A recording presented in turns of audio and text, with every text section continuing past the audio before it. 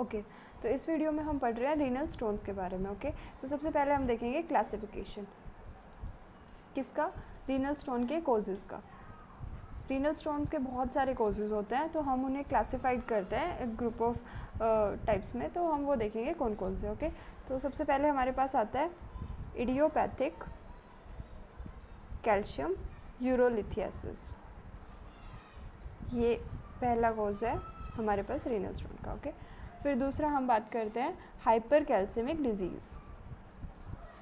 Hyper calcaemic disease वो disease जिनके अंदर हमारा ब्लड कैल्शियम लेवल इंक्रीज़ हो जाता है। ओके उसके अलावा एक ग्रुप है जिसमें आता है हमारे पास रीनल ट्यूबुलर सिंड्रोम, ये भी एक कॉज है हमारे पास रीनल स्टोन्स का। ओके उसके बाद हम बात करते हैं यूरिक एसिड लिथियासिस। उसके अलावा वी हैव एंजाइम डिसऑर्डर्स, कुछ एंजाइम डिसऑर्डर्स होती है जिनके अंदर भी रीनल स्टोन फॉर्मेशन होने के चांसेस इंक्रीज़ हो जाते हैं। Okay and last we have secondary urolithiasis. तो हम इनके बारे में वन बाय वन करके पढ़ेंगे कि क्या कोजेज़ होते हैं, क्या होता है। ओके तो फर्स्ट हम देख रहे हैं इडियोपैथिक कैल्शियम यूरोलिथियासिस। इस कंडीशन में क्या होता है, हमारे पास जो यूरिन कैल्शियम लेवल है वो इंक्रीज़ कर जाते हैं, ठीक है, लेकिन जबकि हमारे जो सीरम कैल्शियम लेवल है वो नॉर्मल रहते हैं। अगर हम बात करें सेकेंडरी हाइपर पैराथायरॉयडिज्म की, तो इस कंडीशन में क्या होता है, हमारा यूरिन के लेवल्स भी बढ़ते हैं, कैल्शियम यूरिन कैल्शियम लेवल भी, साथ के साथ सीरम कैल्शियम लेवल भी बढ़ता है। तो ये कंडीशन हमारी सेकेंडरी हाइपर पैराथायरॉयडिज्म से डिफरेंट होती है। Okay and this is one of the cause of renal stone. अब हम नेक्स्ट देखते हैं हाइपर कैल्सिमिक डिजीज़।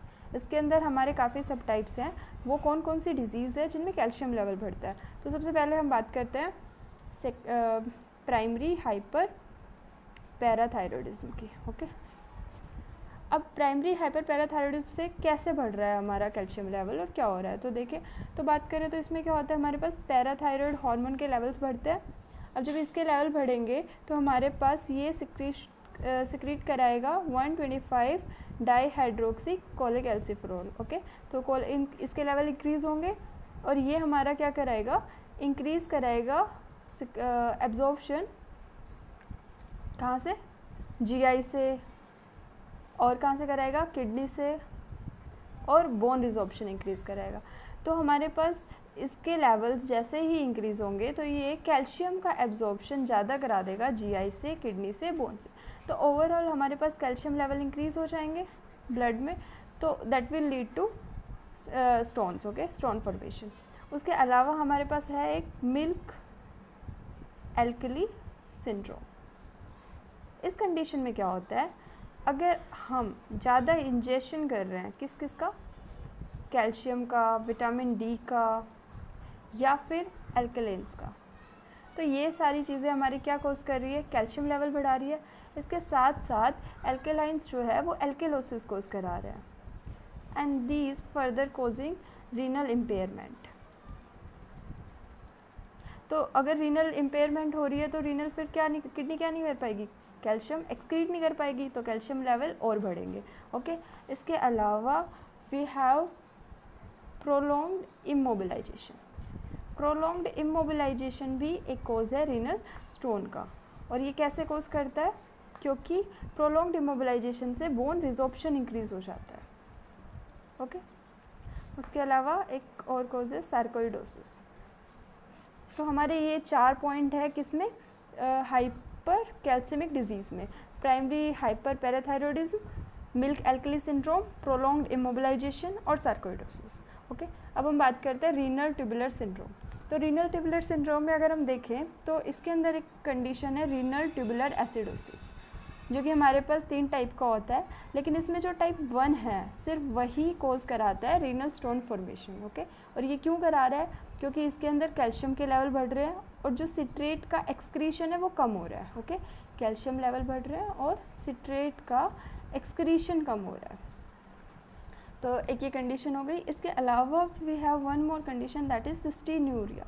जो ये सिस्टीन्यूरिया है ये हमारे पास एक ऑटोसोमल रिसेसिव डिसऑर्डर है जिसके अंदर अमाइनो एसिड का ट्रांसपोर्ट अफेक्ट होता है, ठीक है। और कौन कौन से अमाइनो एसिड अफेक्टेड होते हैं, we have a mnemonic that is cola. C से हमारे पास होता है सिस्टीन, ओ से ऑर्निथिन, एल से हमारे पास है लाइसिन और ए से आर्जिनिन। तो ये सारे वो एंजाइम अमाइनो एसिड्स हैं जो अफेक्ट होते हैं सिस्टीन्यूरिया में। ओके, तो जो सिस्टीन स्टोन्स होते हैं वो काफ़ी हार्ड स्टोन्स होते हैं, हार्ड स्टोन्स, और ये मल्टीपल होते हैं। इसके साथ साथ रेडियो ओपेक भी होते हैं, जो कि हम बाद में देखेंगे टाइप ऑफ स्टोन्स के अंदर। ओके, तो अब बात करते हैं यूरिक एसिड लिथियासिस की। लिथियासिस मतलब कैल्कुलाई फॉर्मेशन। तो ये यूरिक एसिड से कैसे फॉर्म हो रहा है? सिंपल है कि यहाँ पर यूरिक एसिड के लेवल्स बढ़ रहे हैं। तो कैसे बढ़ेंगे? या तो यूरिक एसिड का एक्सक्रीशन ज़्यादा हो रहा है, या फिर जितना यूरिक एसिड नॉर्मली एक्सक्रीट होना चाहिए वो नहीं हो पा रहा है। क्यों नहीं हो पा रहा? क्योंकि यूरिन एसिडिक है। अगर यूरिन एसिडिक है, दैट इज़ इसकी pH 5.5 से कम है, तो जो हमारा यूरिक एसिड है वो इनसोल्यूबल होता है इस pH में, तो वो एक्सक्रीट नहीं हो पाएगा। ओके, जिसकी वजह से chances of uric acid stone formation बढ़ जाता है। उसके अलावा जो यूरिक एसिड होता है ये कहाँ से बनता है? प्यूरिन मेटाबॉलिज्म का प्रोडक्ट होता है। प्यूरिन मेटाबॉलिज्म से हम we have uric acid. Okay, तो क्या होता है कि कुछ कंडीशंस होती है, जैसे हम बात करें कीमोथेरेपी के बाद ये यूरिक एसिड इंक्रीज़ हो जाता है, या फिर इन्फ्लेमेटरी बाउल डिसऑर्डर, इन सब के अंदर भी यूरिक एसिड प्यूरिन मेटाबॉलिज्म ज़्यादा होता है और यूरिक एसिड के फॉर्मेशन के चांसेस बढ़ जाते हैं। ओके, और जो यूरिक एसिड स्टोन होता है ये काफ़ी इजीली ब्रेकेबल होता है, ये इजीली ब्रोक हो जाता है लिथोट्रिप्सी से। उसके बाद एंजाइम डिसऑर्डर की बात करते हैं। तो एंजाइम डिसऑर्डर में हमारे पास 2 डिसऑर्डर है। पहली है प्राइमरी हाइपर ऑक्जेल्यूरिया, इसके अलावा एक है हमारे पास ज़ैंथीन्यूरिया, दैट इज़ ज़ैंथीन्यूरिया और प्राइमरी हाइपर ऑक्जेल्यूरिया।